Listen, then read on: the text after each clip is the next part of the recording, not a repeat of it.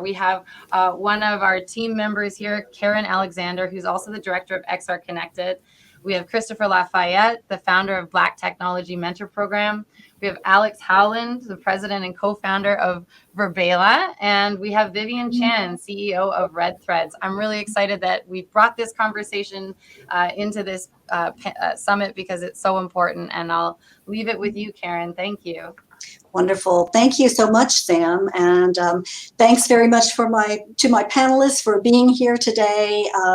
She's already given you a brief introduction. And so I think we are going to launch right into this conversation.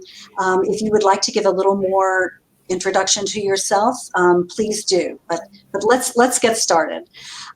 So first of all, I would like to ask you, what does having a healthy business culture mean to you? So I'll start, Karen. I've been in technology for about 22 years now, and in XR for 7. And in reflecting on this question, it really is around empowering employees to be able to act on values. It's really our actions that are expressed that reflect culture, and where culture really reflects itself is how we handle conflict, how we handle friction. I think it's one of those things that when you look at how an organization comes together, to solve customer problems, it's also having permission for employees to say no when something is out of scope, in scope. And so, a lot of organizations say they have a customer first sort of culture, but I think more mature organizations have sort of customer values in which they act on. And so, that's my take on culture. Wonderful. Thank you so much, Vivian. Next, I'd like to go to Alex Howland, CEO and president of Verbela. Yes, I certainly agree with Vivian and the importance of empowering employees, particularly in WebXR, when we think about how many companies are innovating and creating things that are brand new. I think that innovation comes from the broader team. So we try to create an environment that's people feel comfortable bringing their ideas, taking risks, having failures, and getting kind of the opportunity to experiment and go down different directions that's the quote unquote boss might not have told them to do. Right. Okay. So really listening to your people and taking the wisdom and insight and knowledge that they have to help make your company better. Absolutely. Wonderful. And so Christopher Lafayette, who is the founder of the Black Technology Mentorship Program, what would you have to say about a healthy culture? What does that mean to have a healthy business culture? Yeah, Karen, firstly, just thank you for the opportunity just to be here and putting this together with the WebXR Business Summit. It's such an appropriate conference and especially in particular at this time. On the subject of having a healthy business culture, I think what you first have to acknowledge, especially in the XR vertical, is that you have an unhealthy business culture. The attention to health and wellness can often and only be met through prevention or acknowledgement that something can be better. And when we look at the XR industry, and I take survey of the XR industry for many years now, through many organizations, platforms, companies, individuals, and people, when we look at the XR ecosystem in particular, we tend to look at ecosystems as hardware and software, but ecosystems aren't hardware and software. Ecosystems are people. And so it begins with human-centered development, and it begins with human centricity. And looking at how we can actually identify internally, whether it's through our C-suite organization and throughout our organization, a multicultural awareness, cross-cultural communication, intercultural development, and really speaking to the adage that we want to hire the people that we want to buy our products. So that means to the greatest and what I consider the biggest obstacle that we are yet confronted with in this particular space is greater accessibility globally. We certainly, as far as we have gone and as much as we have inherited from our predecessors and pioneers that have developed this technology, that has brought us and passed this baton.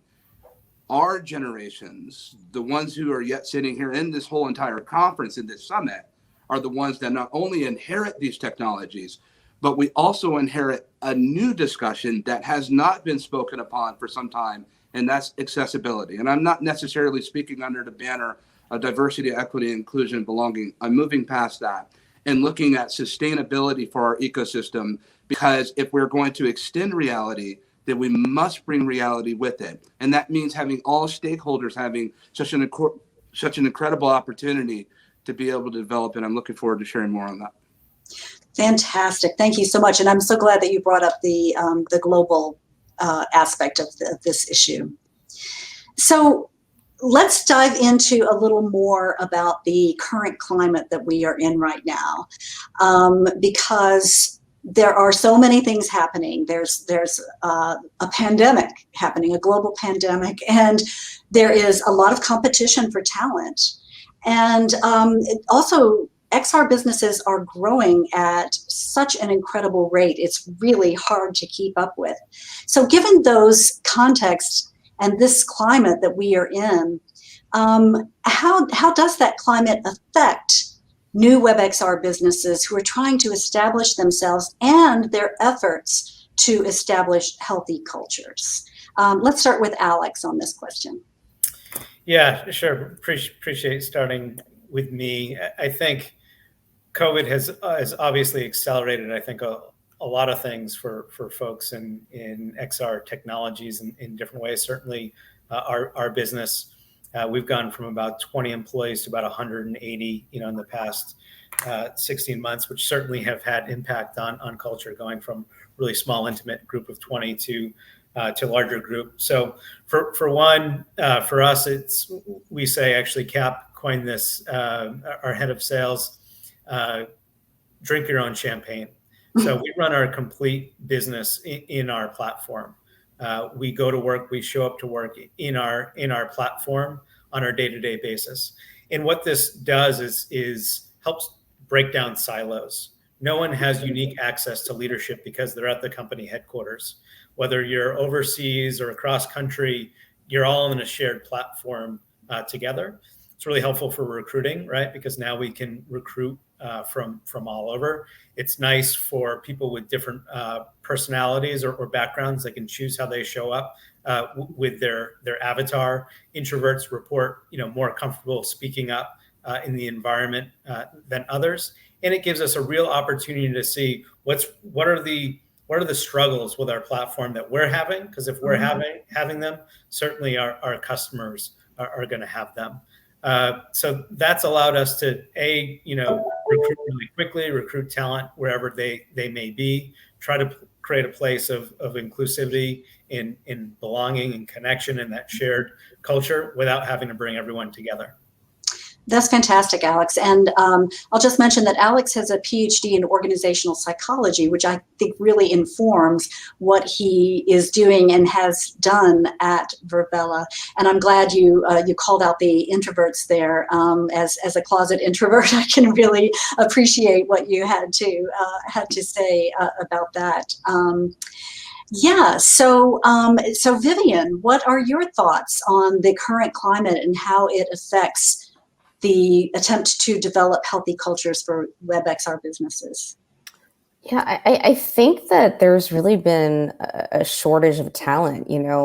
Everything has moved digital. I think we're all, competing for very specialized and skilled talent. And the thing that I would say is that this is a moment in time where we've got an opportunity to be able to recruit and train and reskill people that are not in the technology sector. I think one of the things that I've been seeing trending in tech is that we can often be myopic if we create groupthink. And I think this has created opportunities to hire people in different sectors, like in the hospitality and tourism sector. We've had some success hiring sales and customer service and project management folks in that sector.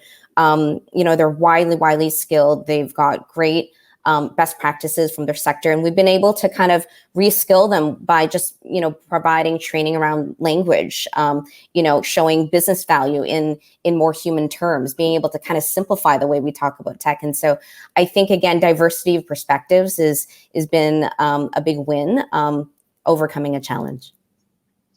Yeah, fantastic. Thank you. And there is so much new that it's hard to find people who already have all the knowledge that they need. And maybe that's true for all businesses, but it is especially true in the case of WebXR businesses. Thank you very much for that, Vivian. And I know you have just made a change in your position and role. Would you take just a brief moment to tell us about that?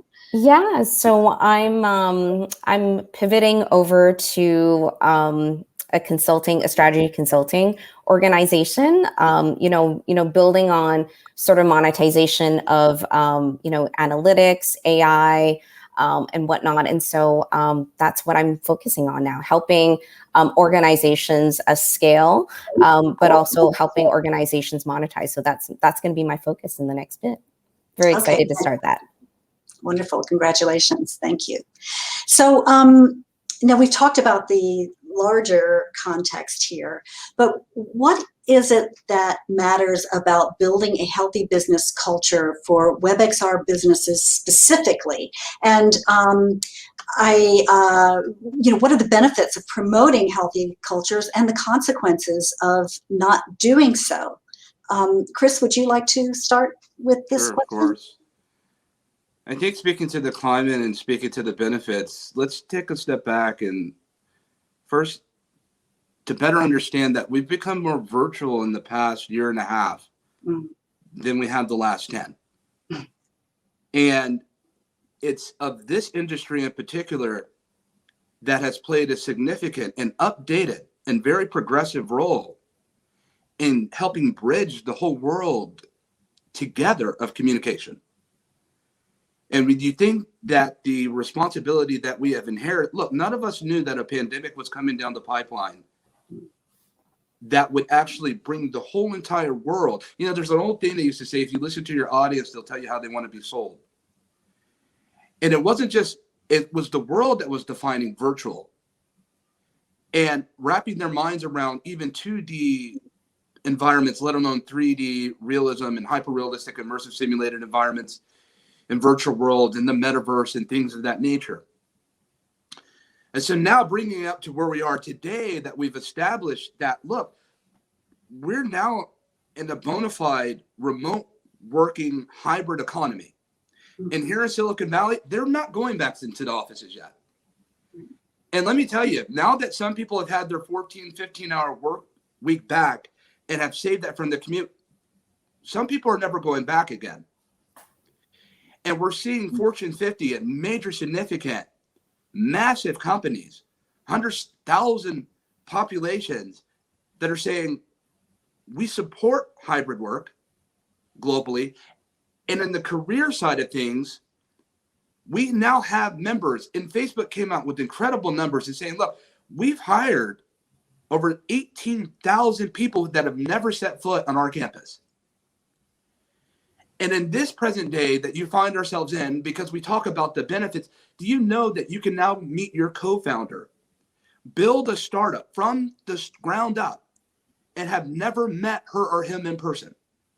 Because now we're taking advantage of the tools that we have been developing for years. But we are met with the obstacle, and in the same breath, with the beneficial opportunity to take a look at the metaverse, if you will, and the XR industry, and to consider that you cannot have a metaverse without meta people. Mm-hmm. And at the heart of everything we build, now keep in mind, we have been building hardware and software for years. We know about that here in Silicon Valley. Transmetropolitan, across the world and around the globe, people have been chopping significant wood and building hardware, software, virtual worlds. I've seen a lot of them. I've been in Verbella. I've been in there with Laval. I've been and explored all different types of virtual worlds and environments. And I think we've come a long way. We still have a long way to go for true human factor fidelity and really bring us into educational and learning environments through cognition, right? Environmental fidelity, contextual fidelity.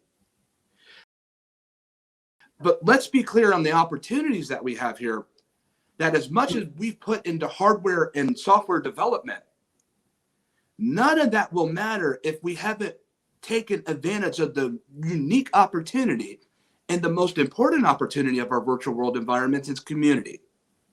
And at the heart of every single metaverse is community. And if we don't get community right, we will have empty virtual worlds.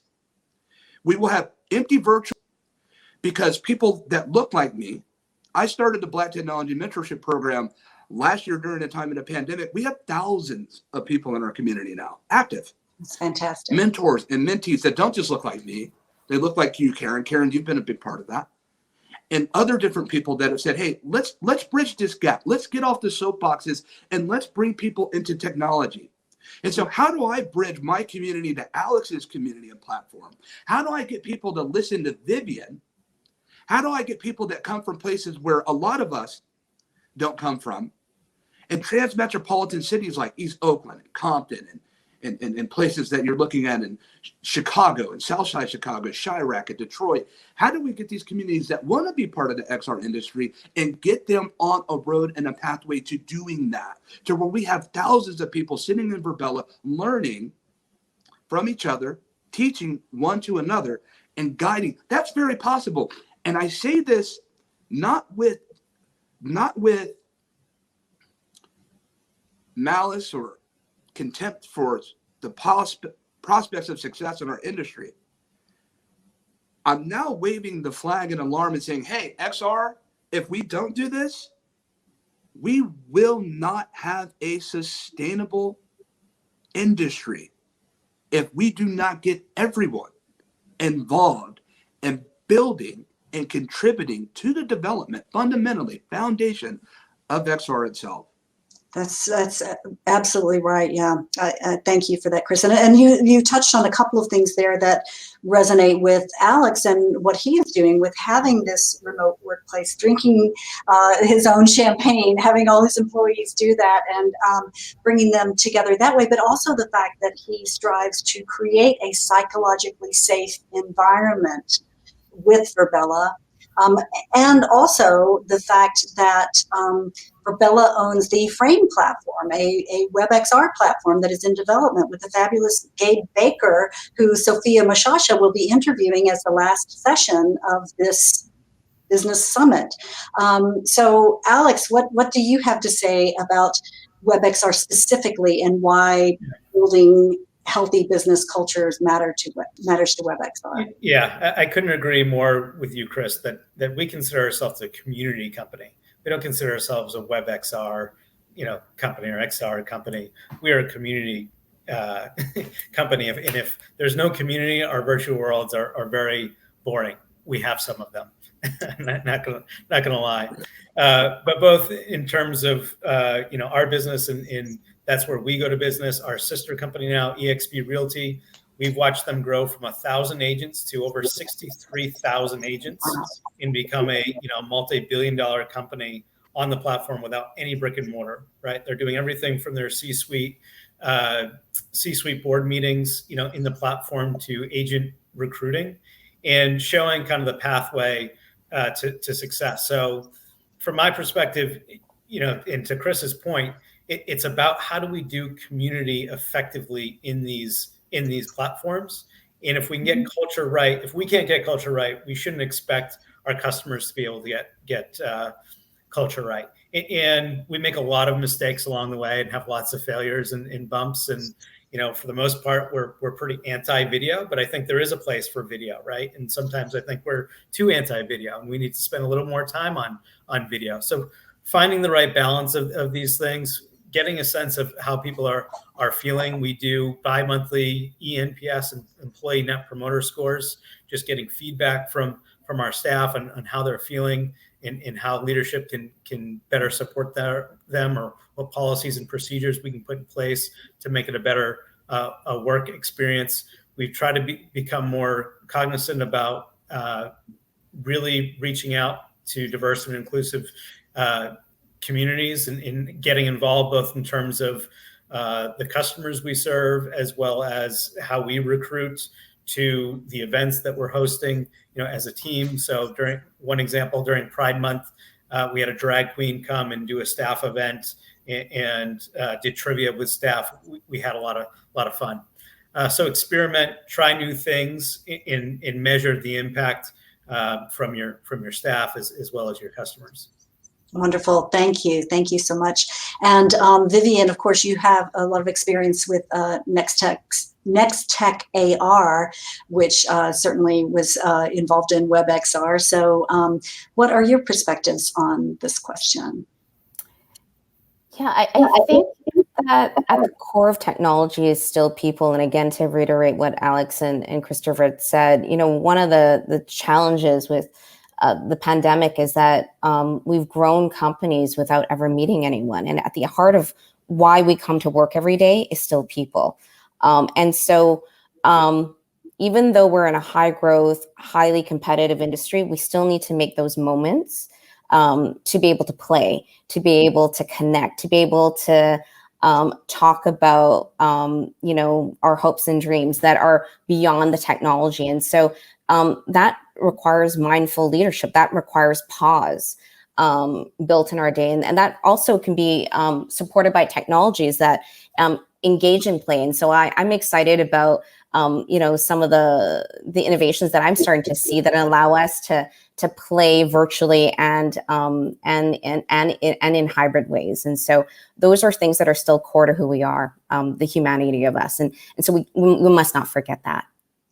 Yes. Well, so as one of the founders of XR Women, which meets every Wednesday in the Immersive Learning Research Network campus on the Verbella platform, I can say that play is really important. I mean, we've done things like have dance parties there, and the ability to do that, the ability to wander around the space and encounter people just as you would in a physical environment is really important.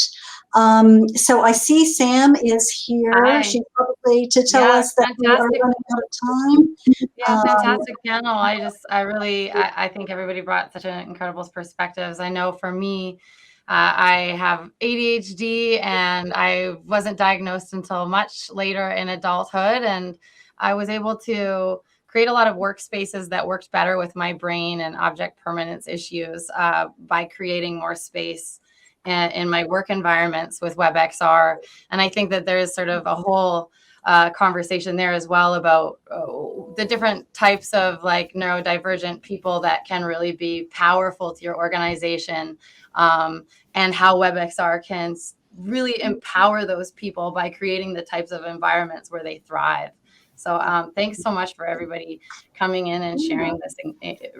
Thank you, Sam. And thank you again, Vivian, Christopher, and Alex. And just want to say hello briefly to, I don't know Ben or Nisha yet, but Caspar, I know you from Zapper a bit. And Nick, we have certainly met from Active Theory. So it's great to see you all. And I wish we had more time to explore this topic. Maybe there will be another occasion for us to do so in the future. Thank you again very much, Chris, Vivian, and Alex for being here. And Alex, wish you the best of luck. You have a baby on the way. Yeah, fantastic. Thank you, Karen. Thanks, Karen. Thanks, Samantha. Thanks, everyone. Cheers. Thanks, Christopher.